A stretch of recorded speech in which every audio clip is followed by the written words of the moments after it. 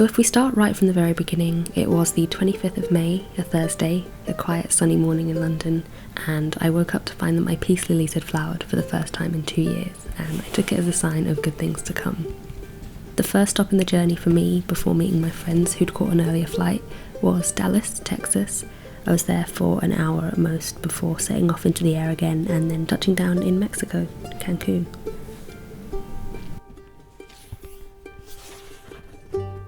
We were staying in an Airbnb, a short bus journey away from the hotels and the strip. They put us up in this cute green building off the main house with its own little courtyard, this pocket of tranquility where we were always blessed with the company of Micah, the only dog that would ever make me a dog person, a gorgeous little thing who I can honestly say I fell in love with.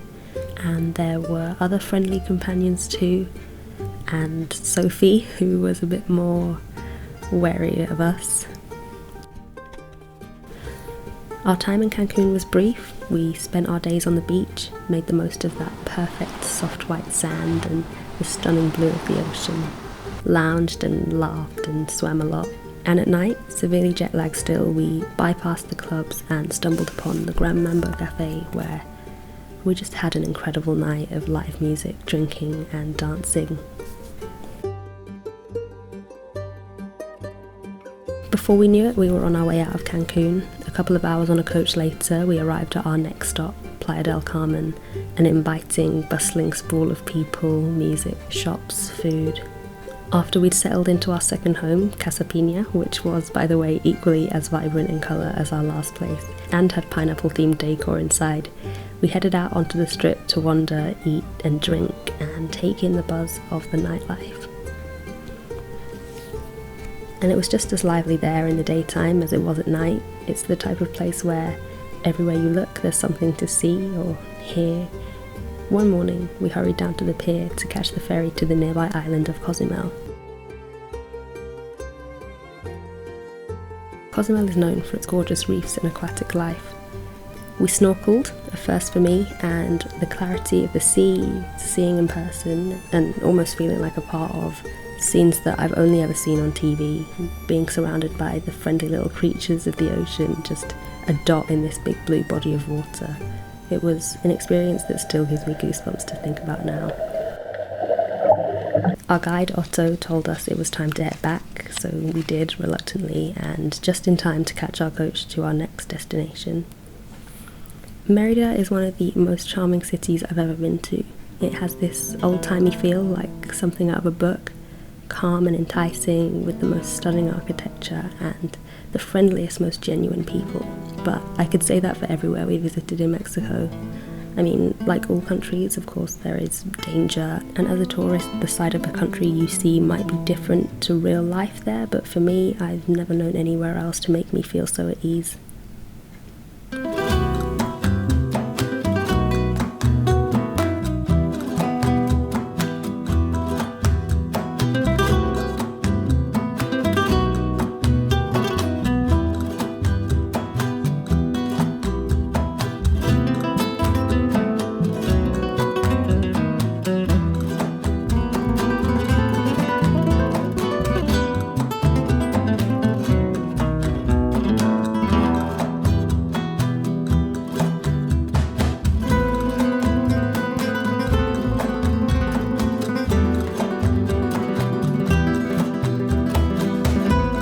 That nostalgic feel of Merida was also helped by all of the classic VW Beetles on the roads.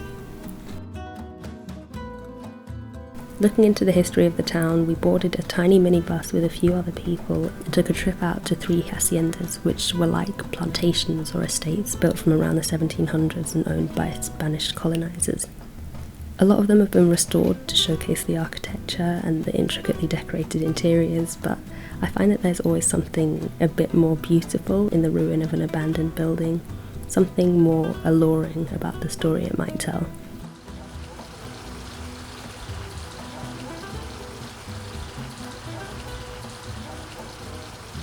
The final hacienda we visited was the most stunning of them all. Hacienda Ochil reminded me of an old palace. Its restoration was sympathetic and preserved a kind of weathered feel, so it almost appeared like this grand building lost in the Mexican wildlife.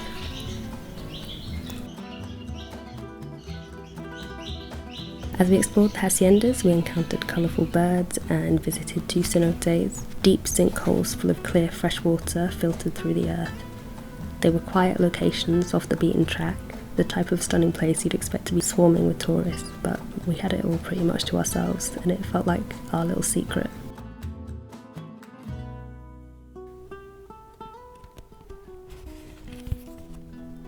Our last night in Merida was spent in a place recommended by our previous Airbnb host, La Negrita, a crowded bar with live music and great food. When it closed, we followed a map to another place and drank tequila late into the night.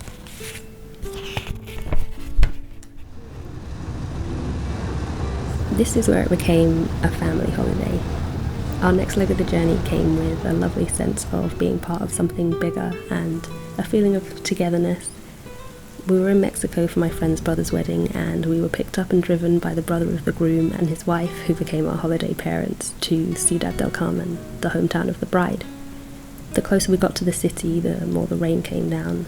A downpour unlike anything I've ever seen, just walls and walls of water coming down, showing no signs of stopping. The roads turned into rivers, and as darkness closed in, it didn't even look like we'd make it to our hotel. But by morning you'd never have known, and we finally got to appreciate the charm of our new home and the surrounding area. We spent the next few days having our breakfasts on the beachfront, spending time with the family, and occasionally venturing out in the pouring rain up to our knees in waterproof coats that weren't waterproof to get beer and crisps, retreating back to our rooms soaked to watch the downpour from our porch.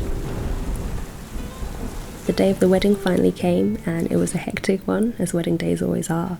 The constant underlying worry of an impending storm on the beach ceremony. And a couple of us didn't even make it on time, but the important people were there, and the rain waited until the ceremony was finished. It actually waited well past the time it had started every other day that week, and gave the couple a beautiful clear sunset as they read their vows, and even some time after for an absolutely enchanting first dance.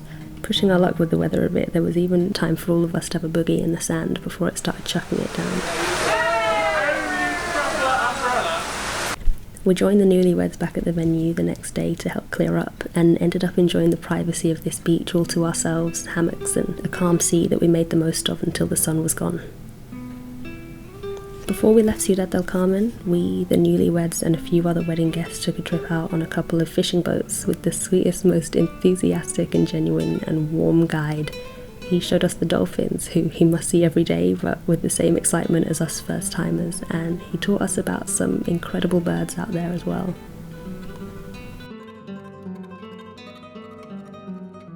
After disembarking, we headed to the airport and set off on our way to Mexico City. Our apartment there was the most modern, practical and minimal in a densely populated area full of characters and sights and sounds. Across the way was a captivating blue house, perfectly framing the tree in front, its pink flowers really standing out against the blue. Our first day was spent at the Anthropology Museum. I mean, we literally spent our entire first day there, not anticipating just how much there would be to see. All of it just too fascinating to leave anything undiscovered. We took a journey through the timeline of Mexico from the very beginning, and afterwards we wandered to a nearby park and met a lovely old man called Vicente, who got out his notebooks and spent at least an hour talking to us about ducks. Next, the most incredible experience, we were lucky enough to visit Frida Kahlo's house, Casa Azul. It was beyond words, just such a beautiful, calm space, and just a well of inspiration. Every room and through the gardens, it had this energy to it. You could almost feel her greatness and wisdom. I've never been in another artist's studio before, and to get to stand in hers, someone I admire so much, was something I'll never forget.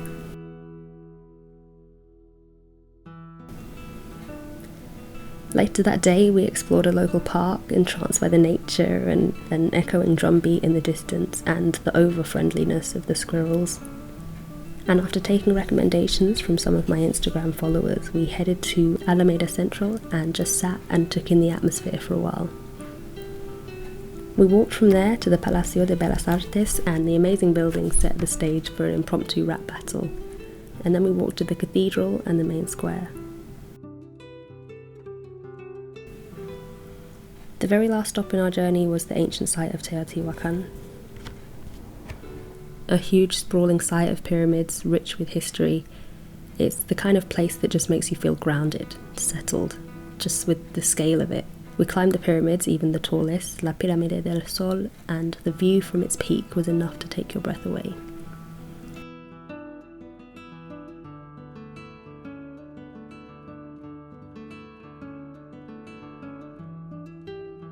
And the next day, we came home. It was the trip of a lifetime with two of the most incredible friends.